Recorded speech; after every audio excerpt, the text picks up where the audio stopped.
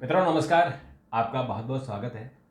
मित्रों, भारत और पाकिस्तान के बीच में बहुत दबाव चल रहा है, तनाव चल रहा है और तनाव के कारण दबाव में हैं दोनों सरकारें कि क्या पाकिस्तान की तरफ से हमला होगा या भारत हमला करेगा। इसको लेकर बड़ा तनाव चल रहा है और सरकार ने 7 मई को मॉक ड्रिल किया है। यानी जितने हमारे सैनिक प्रतिष्ठान हैं, जितने हमारे क्रिटिकल प्रतिष्ठान हैं, क्रिटिकल मीन्स जो हमारे तेल के कुएँ हैं, तेल के हमारे भंडार हैं, जो हमारे एटॉमिक सेंटर हैं, जो हमारे हॉस्पिटल्स हैं, जो हमारे हवाई अड्डा हैं, इन सब की सुरक्षा कितनी पुख्ता है और जो आम नागरिक हैं इनकी सुरक्षा कितनी पुख्ता है, इस बारे में एक मॉक ड्रिल होगा और पूरे देश में 7 मई को ये एक होगा।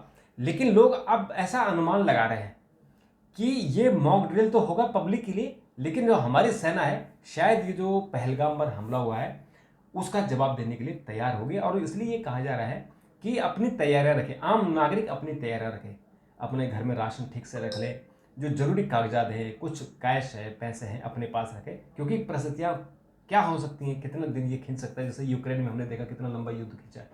तो अगर युद्ध होगा, हमें नहीं पता युद्ध होगा कि नहीं होगा, लेकिन जो इस वक्त माहौल बन रहा है उसके हिसाब से आपको तैयारी करनी चाहिए।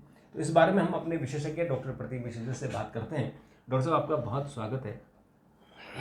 क्या लग रहा है आपको कि अब देश की तरफ से प्रेशर है? पाकिस्तान में तो लोग ये कह रहे हैं कि भाई नंगा क्या खाएगा, क्या निचोड़ेगा, वहाँ तो खाने को लिए पैसा नहीं है। लेकिन भारत सरकार पर, प्रधानमंत्री मोदी पर दबाव है कि ये जो घटना घटी है पहलगाम की, इतने दिन बीत गए हैं, अभी तक हमला क्यों नहीं हुआ। ये प्रेशर, नैतिक प्रेशर बन रहा है और इसलिए 7 मई को जो मॉक ड्रिल किया गया है। देखिए, दबाव चरम सीमा पे है। हाँ, हालांकि मेरा ये मानना है कि सरकारें और समझदार लोग जो भी होते हैं और विशेषज्ञ होते हैं वो किसी इमोशंस में नहीं आते, क्योंकि ये जनता के इमोशन है और ये इमोशन इधर ही नहीं है, वहाँ भी दूसरे देश में भी है, वहाँ भी बहुत इमोशन है। वहाँ भी ऐसा लग रहा है कि वो सारे उनके जो है फलूदे निकल के चलने हो जाएंगे, पटाखे चलने लगे। अब रोज ही कर रहे हैं, उस दिन से रोज वो परमाणु, उस दिन से हमारी सेना पर रोज पाकिस्तान की तरफ से गोलीबारी हो रही है। देखिए, स्थितियाँ बहुत तनावपूर्ण है, खतरनाक दिशा में जा रही हैं, इसमें कोई शक नहीं है। कभी भी कुछ भी हो सकता है। देखने की बात यह है कि पहल किधर से होगी। और आप ये भी मान के चलिए कि इस बार अगर जो भी होगा वो कल्पना से परे होगा, सामान्य चीजें नहीं होगी। हाँ, और इस बारे में कुछ भविष्यवाणी भी हो रही है। हाँ, वो शायद युद्ध का समय आ गया है। नहीं, वो भविष्यवाणियां तो बिल्कुल, किसी भी भविष्यवक्ता को आप देख लीजिए, उसकी भविष्यवाणी यही है कि 2025 जो है एशिया में महान युद्ध होगा, बड़ा युद्ध होगा। ये खतर एक, और उसमें संकेत भारत और पाकिस्तान को लेके भी दिए जा रहे हैं, क्योंकि जो भी भविष्यवाणियां होती हैं वो संकेत में होती हैं, प्रतीकात्मक होती हैं, उनमें सीधे सीधे कुछ नहीं लिखा जाता, क्योंकि वो भविष्यवाणियां बहुत पुरानी होती हैं। उस समय पाकिस्तान का अस्तित्व भी नहीं था, नाम भी नहीं था। 600 साल पहले, जैसे आपने भविष्य मल्लिका की बात की है, हाँ, तो 600 साल पहले लिख दिया था। हाँ, उनको क्या पता पाकिस्तान भी होगा। देखिए, भविष्य मालिका में भी इसका उल्लेख किया गया है और बाबा बेंगा की और नास्ट्राडामस जो है उन्होंने भी भविष्यवाणी, उनका भी संकेत यही है कि दक्षिण एशिया में 2025 में कुछ बड़ा होगा और कुछ राष्ट्र जो है वो टुकड़े होंगे। और बाबा बेंगा और भविष्य मालिका में जो संकेत दिया गया वो संकेत ये है कि पाकिस्तान का नामो निशान मिट जाएगा। भविष्यवाणियाँ अपनी जगह पे हैं, लेकिन जो बात हम लोग जिस बात कर रहे हैं प्रैक्टिकली अगर देखें तो तैयारी दोनों तरफ से उसी स्तर पे हो रही है। युद्ध को लेके युद्ध स्तर से भी ऊपर की तैयारी है। भारत ने कल नोटेम भी जारी कर दिया है। नोटेम मीन्स हवा में, हाँ, आकाश के लिए किया गया। इसका मतलब ड्रिल भी होगी ईयर की। हाँ, मतलब आकाश की भी ड्रिल होगी, यानी या क्या होगा मुझे नहीं पता। हाँ, जो भी होगा, ये सारे संकेत इस दिशा में जा रहे हैं कि जो भविष्यवाणियां की गई हैं उन्हीं को सच साबित करते हुए संकेत जा रहे हैं। ठीक है ना।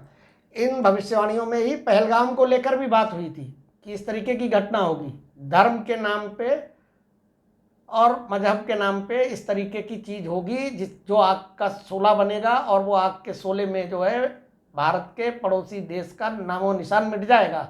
ये भविष्य मालिका में और बाबा बेंगा ने कहा है और ये 2025 के लिए ही बोला। हाँ, और इसका मतलब वो इंडिकेशन उसी तरफ जा रहा है। वो इंडिकेशन उसी तरफ जा रहा है और इंडिकेशन इसलिए उस तरफ जा रहा है कि तैयारियां भी इस तरीके की। देखिए, युद्ध से पहले की ये जरूरी चीजें होती हैं एक ड्रिल की जाए, अपनी सुरक्षा व्यवस्था को जांचा जाए, परखा जाए, कहाँ पे कमी है उसको दुरुस्त किया जाए। और ऐसे में सामान्य नागरिक के लिए भी कुछ चीज़ें ज़रूरी हो जाती हैं, और वो चीज़ें ज़रूरी हो जाती हैं कि बार पे जब आप जाते हैं, युद्ध में जाते हैं, तो आपको पता नहीं कि वो कितने दिन चलेगा, कितना घातक होगा, दुश्मन क्या करेगा। तो ऐसे में आम आदमी को भी थोड़ा सा कुछ चीज़ों पे ध्यान रखना चाहिए, जैसे कि घर के अंदर अपने खाने पीने का सामान। मैं ऐसे सवाल पूछ रहा था कि अभी कुछ टीवी चैनल भी चला रहे हैं और कुछ शायद सरकार की तरफ से भी ऐसे इंडिकेशन मिले हैं कि कुछ जो ज़रूरी चीज़ें हैं वो घर में रख लेनी चाहिए, और वो आपके हिसाब से क्या क्या होनी चाहिए? देखिए, एक तो खाने पीने का सामान होना चाहिए, दूसरा कैश आपके पास होना चाहिए, तीसरा दवाइयाँ होनी चाहिए, जो इमरजेंसी वाली दवाइयाँ हैं। अगर कोई बीमार है किसी के घर में, उसकी दवाएं चल रही हैं, तो वो दवाएं होनी चाहिए। चौथा जो है पेट्रोल और डीजल, अगर गाड़ी आपके पास है तो पेट्रोल और डीजल होना चाहिए। अगर आपके पास गैस है तो गैस के सिलेंडर एक आधा आप एडवांस में रख सकते हैं। ड्राई फ्रूट को रख लेना चाहिए। और उन सब वो खाना लंबा चल जाता है। इन सबसे ज़्यादा जरूरी जो है, आपको पानी की व्यवस्था करनी चाहिए। पानी की व्यवस्था रखनी चाहिए।